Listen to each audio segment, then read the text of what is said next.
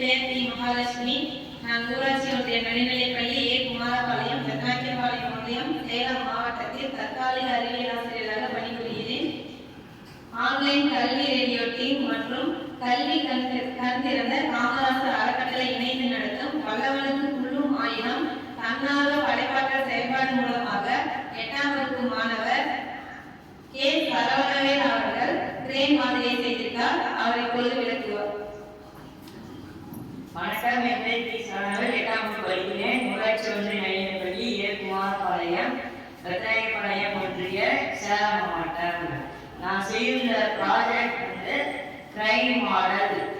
இதுக்கு தேவையான பொருள் சிரஞ்சி, டியூப், கம்பி, செவ்வகஸ் அளவில் 4 அட்டை எடுத்திருக்கிறேன். இது நான் எப்படி பயன்படும் என்று காட்டுகிறேன்.